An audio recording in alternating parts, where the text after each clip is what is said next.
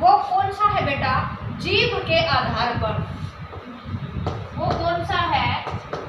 जीभ के आधार पर।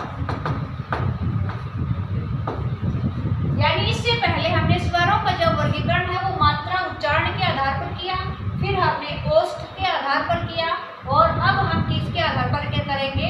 जीभ के आधार पर।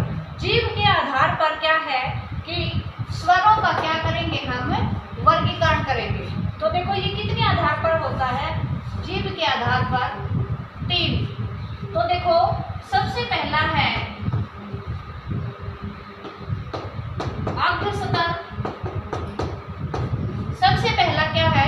अग्र। अग्र मीन्स होता है आगे, आगे का हिस्सा, ये वाला। दूसरा है मध्य स्तर।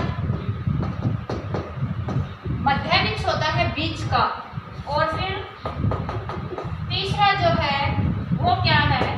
पश्च। पश्च स्तर। यानी कि जीभ कितने आधार पर वर्गीकरण किया? 3 आधार पर स्वरों का वर्गीकरण किया। जीभ के आधार पर अग्र, मध्य और पश्च।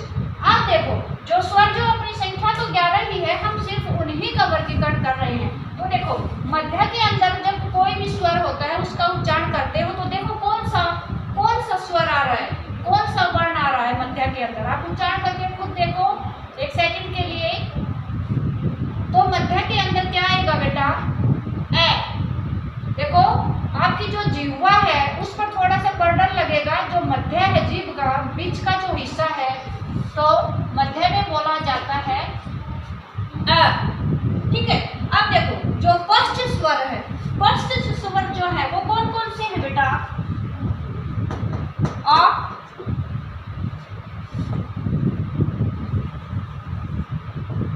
उ,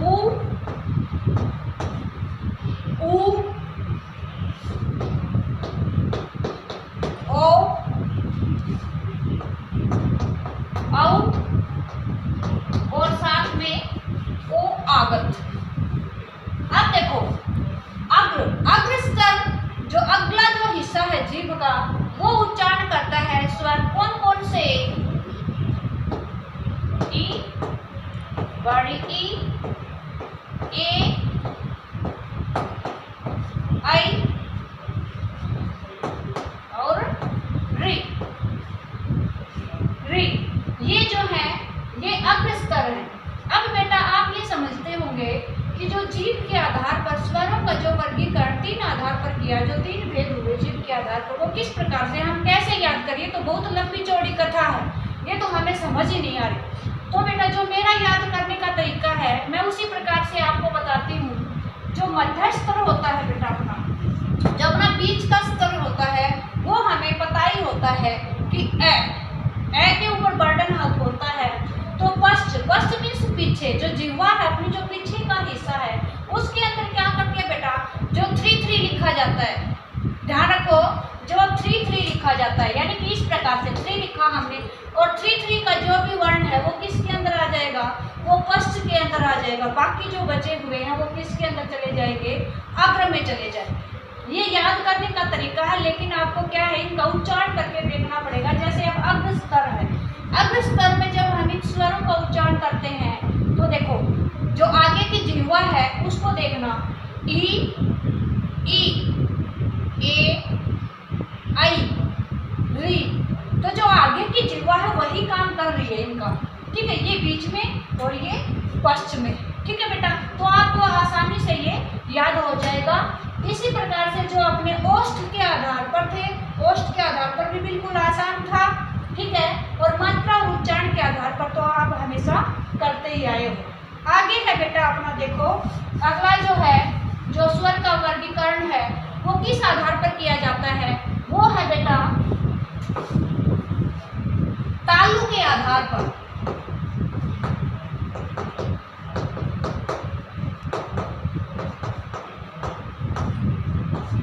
तालु के आधार पर। अब जो बेटा हमने मात्रा और उच्चारण के आधार पर जो स्वर का वर्गीकरण किया है ना, वो वाला, और ओष्ठ के आधार पर, ठीक है, वो वाला, ये दोनों के दोनों अगर आधार हमें 6th में याद हो गया अच्छे से, तो बेटा क्या होगा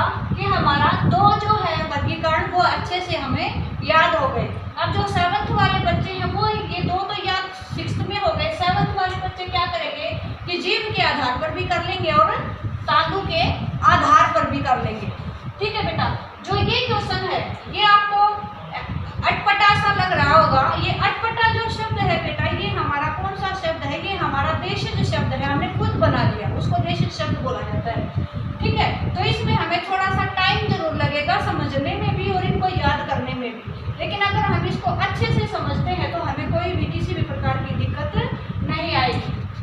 तो बेटा अब हम जो स्वर का वर्गीकरण है वो किसके आधार पर करेंगे?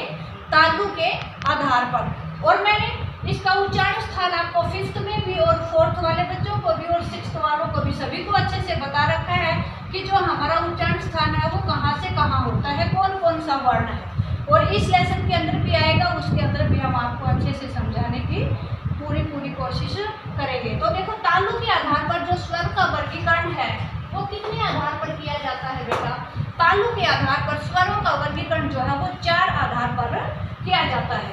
अब देखो, सबसे पहले कौन सा बेटा? सबसे पहले करेंगे हम संवृत्त। संवृत्त। दूसरा है बेटा हमारा अर्ध संवृत्त। दूसरा है अपना अर्ध संवृत्त। और तीसरा जो है बेटा, तीसरा जो है वो हमारा है विवृत्त। और चौथा जो है वो है अर्धविवृत्त। अब कुछ बच्चे तो ये समझ रहे होंगे कि जो ये नाम ही है यही पता नहीं कैसे कैसे लग रहे हैं, लेकिन बेटा एक बार थोड़ी सी दिक्कत आती है, फिर नहीं आती। तालु के आधार पर जो है, तालु के आधार पर जो है वो कितने प्रकार से है? 4 प्रकार से, संवृत्त, अर्ध संवृत्त, विवृत्त और चौथा है अर्धविवृत्त। अब देखो, अब इसका हम मीनिंग समझने की कोशिश करेंगे। देखो, संवृत्त, संवृत्त मीन्स होता है बंद, यानी कि जिन स्वरों का हम उच्चारण करेंगे तो हमारा जो तालु का जो मुंह है, मुंह जो है हमारा, जो तालु का जो हिस्सा है वो कैसा लगेगा? हमें बंद सा लगेगा। तो हम संवृत्त मीन्स क्या होता है? बंद। इन स्वरों का जब उच्चारण करेंगे तो हमारा मुंह जो है वो क्या होगा? वो बंद होगा। ठीक है। अर्ध संवृत्त, अर्ध के नाम से ही पता चल रहा है कि अर्ध, अर्ध मीन्स क्या होता है? आधा, यानी कि आधा खुला हुआ। ठीक है। अब देखो, विवृत्त, विवृत्त मीन्स क्या होता है बेटा? विवृत्त मीन्स होता है ओपन। क्या होता है? ओपन। ओपन मीन्स क्या होता है? खुला हुआ। ठीक है, खुला हुआ, खुला हुआ, बिल्कुल ओपन होना। और अर्धविवृत्त मीन्स क्या होता है? आधा खुला हुआ। ठीक है। अब देखो, समृद्ध, अर्ध समृद्ध, विवृत्त और अर्धविवृत्त, आपको इसका मीनिंग का पता चल गया। अब देखो, समृद्ध मीन्स बंद, अर्ध समृद्ध मीन्स आधा बंद और विवृत्त मीन्स खुला और अर्धविवृत्त मीन्स आधा खुला हुआ। ठीक है। अर्ध समृद्ध में क्या है? आधा खुला हुआ होगा लेकिन नाम मात्र का होगा, थोड़ा सा होगा। लेकिन अर्धविवृत्त के अंदर क्या है कि आधा खुला हुआ होगा इन जब स्वरों का हम उच्चारण करेंगे। तो देखो बेटा, अब अपन सबसे पहले जो स्वर है, अपने स्वर हमने संख्या कितनी बताई थी? 11 बताई थी ना। तो इन्हीं को हमने देखो 4 भागों में डिवाइड करेंगे तालु के आधार पर। तो देखो, सबसे पहले आप अपने जो स्वर हैं उनका उच्चारण करके देखिए। जो अपने स्वर हैं इनमें से ऐसा कौन सा वर्ण है, ऐसा कौन सा स्वर है जिससे कि अपना जो मुंह है वो पूरा खुला का खुला रह जाता है? तो विवृत्त मीन्स क्या होता है? खुला हुआ। और इसमें कौन सा वर्ण आएगा? आ जाएगा। ठीक है। इसके अंदर क्या आ जाएगा? आ जाएगा। अब देखो, अर्धविवृत्त, अर्धविवृत्त क्या होता है? आधा खुला हुआ। तो इसके अंदर कौन सा आ जाएगा वर्ण? ए आ जाएगा और ए आ जाएगा और औ आ जाएगा। अर्धविवृत्त के अंदर ए औ, यानी कि आधा खुला हुआ। अब देखो, अर्ध समृद्ध आधा सा खुला हुआ, मतलब अर्धविवृत्त से थोड़ा खुला हुआ। तो इसके अंदर हम कौन सा करेंगे? इसके अंदर कर देंगे हम छोटी ए और ओ, छोटी ए और ओ। अब आता है समृद्ध, जो बंद जो बंद है हमारा मुंह तालु के अंदर जो बंद है उसके अंदर देखो क्या आएगा, इसके अंदर आ जाएगा ई, बड़ी ई और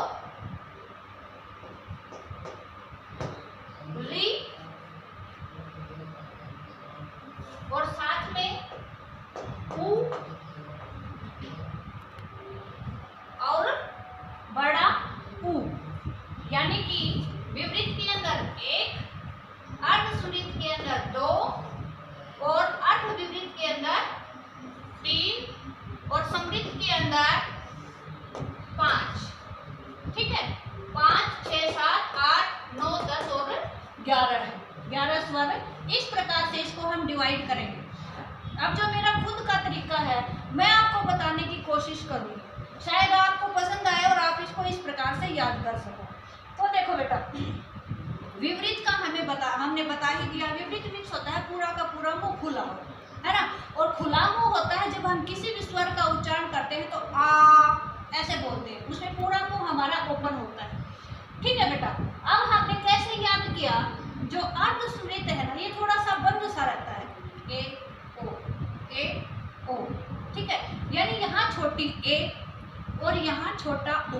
ये मेरा खुद का तरीका, छोटी ए और छोटा ओ, ये अर्धस्वरित के अंदर थोड़ा सा बंद जो है, ठीक है, और इससे थोड़ा सा ज्यादा खुला है। इसके अंदर मैंने किस प्रकार से किया कि जो ये थोड़ा खुला है इससे थोड़ा सा ज्यादा टाइम लगेगा, है ना, कि वो थोड़ा खुला और उससे ज्यादा खुला, तो ज्यादा खुला तो इसमें क्या हो जाएगी, जो ए छोटी है तो उसकी बड़ी ए कर देंगे हम इधर, और ओ जो है तो इसके अंदर हम बढ़ा देंगे, औ कर देंगे। ठीक है, और साथ में ए, इसमें भी टाइम लगता है ना। तो और फिर जो बाकी हमारे स्वर बच चुके तो वो हमने किसके अंदर कर दिया, वो स्मृत के अंदर कर दिया। तो बेटा मेरा याद करने का ये तरीका, शायद आप भी अच्छे से कर लोगे इसको। अब देखो बेटा, ये था अपना तालु के आधार पर। अब अपना करेंगे अपन मुख विवर के आधार पर। किसके आधार पर बेटा, पांचवा है अपना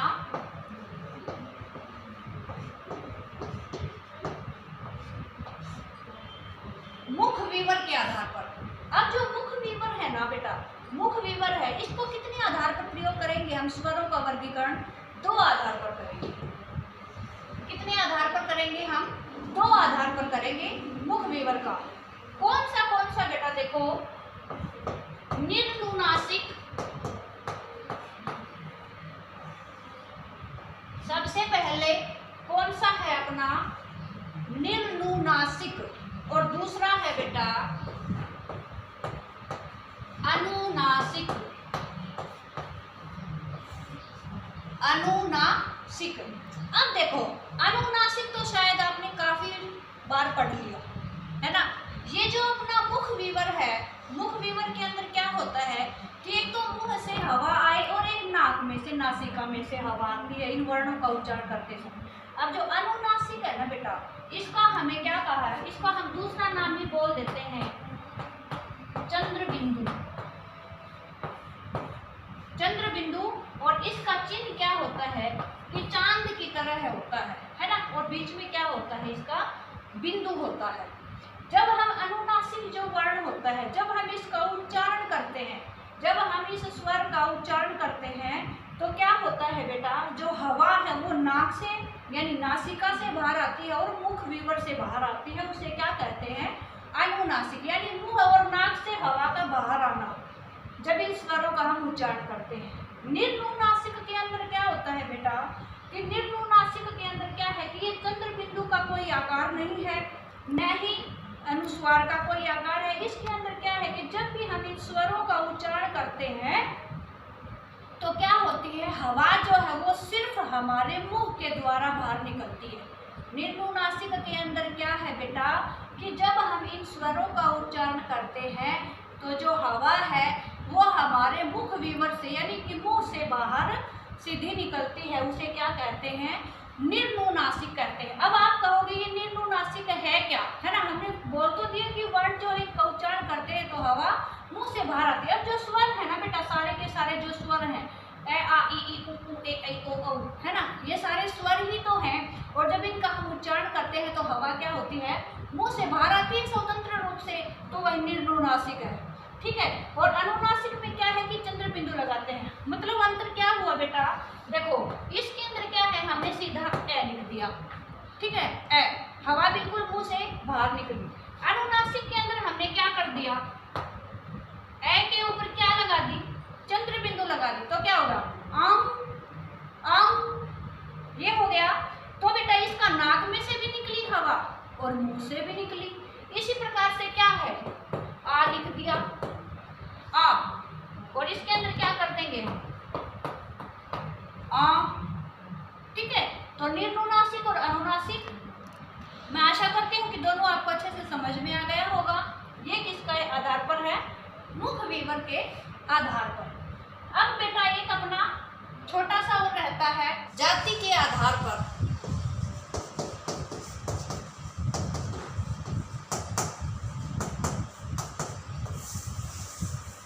जाति के आधार पर क्या है कि स्वर का वर्गीकरण कितने आधार पर किया जाता है, दो आधार पर किया जाता है।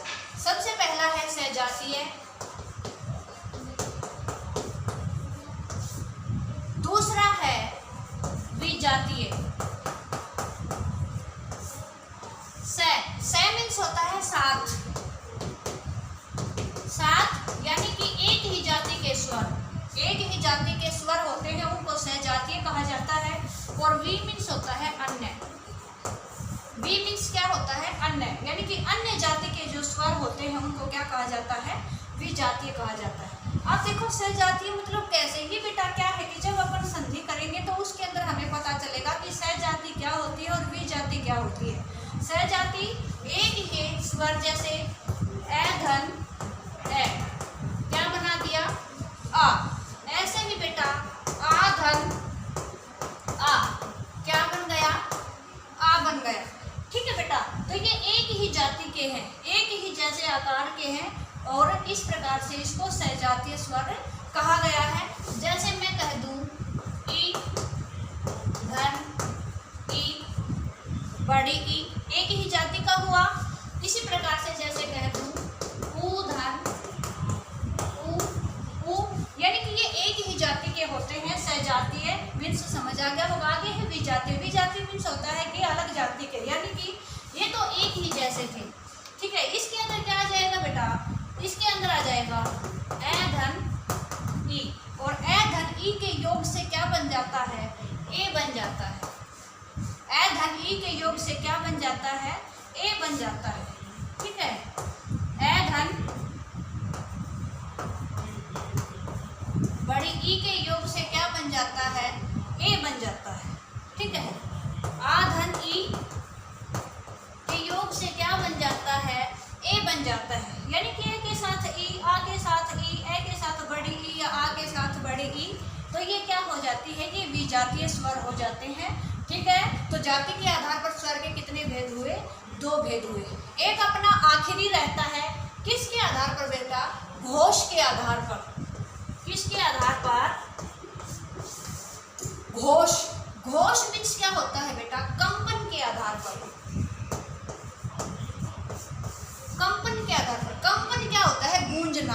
गूंज के आधार पर क्या होते हैं कि इसको क्या होता है कि जब इन स्वरों का उच्चारण करते हैं तो क्या होता है कि इन जब स्वरों का हम उच्चारण करते हैं तो कंपन होता है, एक घोष होता है। जैसे ए आ ई ई ऐसे बोलते हैं तो क्या होता है बेटा, कंपन होता है। और पूछा जाता है बेटा, इसमें से क्वेश्चन पूछा जाता है कि जैसे अपने ए से लेकर और औ तक, ऐसे लेकर औ तक जितने भी अपने स्वर हैं, 11 जितने भी स्वर हैं ऐसे लेकर औ तक, वो सारे के सारे क्या माने जाते हैं, घोष स्वर माने जाते हैं।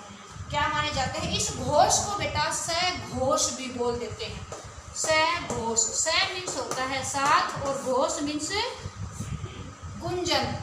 ठीक है, कंपन होना।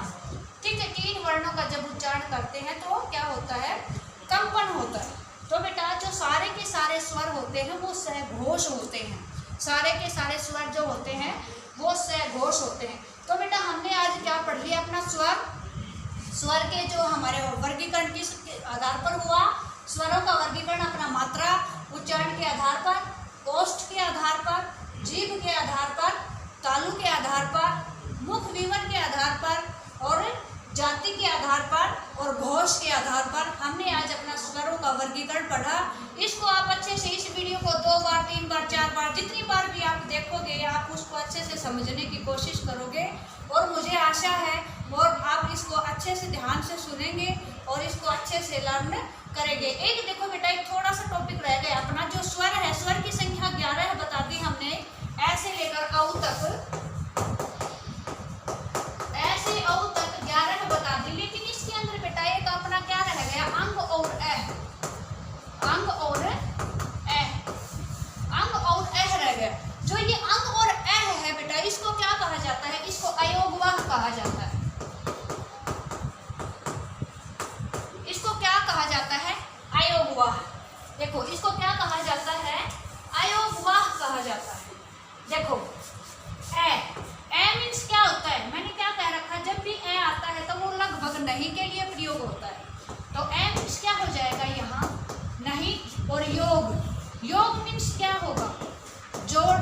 और वाह, वाह मीन्स होता है वहन करना, वहन करना।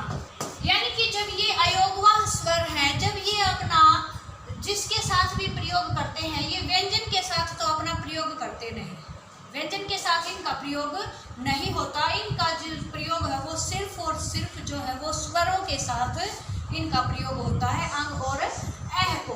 ठीक है, क्वेश्चन पूछा जाता है एग्जाम में, पूछा जाता है कि अयोगवाह स्वर जो है वो कितने होते हैं, और उसमें ऑप्शन में आता है 2 3 4 5, 2 3 4 5।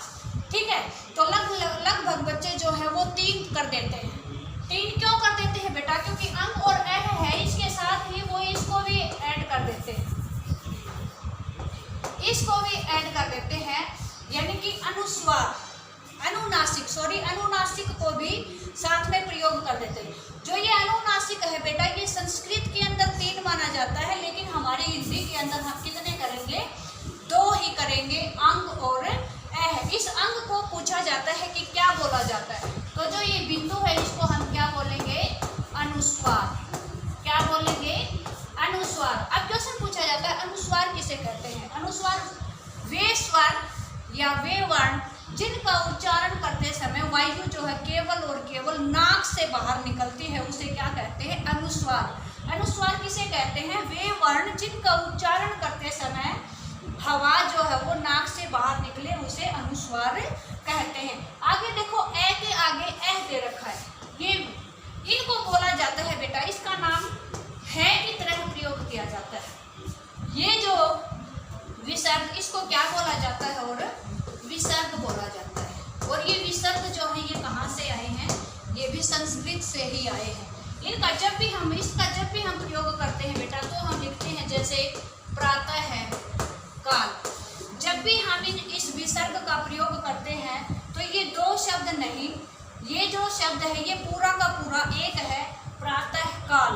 क्योंकि जो ये विसर्ग होता है इसको हम पूरा सीधी जो शिरोरेखा है इसके ऊपर नहीं प्रयोग करते हैं, सीधा नहीं लगाते हैं, यहाँ पर खाली जगह है छोड़ते हैं। ठीक है बेटा, तो अयोगवाह है, अंग और अह हुआ। अब जो अपना स्वर का जो टॉपिक है, वर्ण विचार के अंदर जो अपना स्वर का टॉपिक है वो पूरा का पूरा कंप्लीट हो चुका। अच्छे से आपको समझा दिया, आप इसको अच्छे से और अच्छे समझने की कोशिश करेंगे। आप अपनी मम्मी पापा की भी सहायता लेकर के और इसको अच्छे से समझने की कोशिश कर सकते हैं। अगर फिर भी आपको समझ नहीं आए तो आप दोबारा से पूछ सकते हैं। ठीक है बेटा, तो हम नेक्स्ट वीडियो में जो है वो अपना कौन सा करवाएंगे, जो वर्ड का जो पार्ट है व्यंजन, उसके बारे में हम डिटेल से जानकारी प्राप्त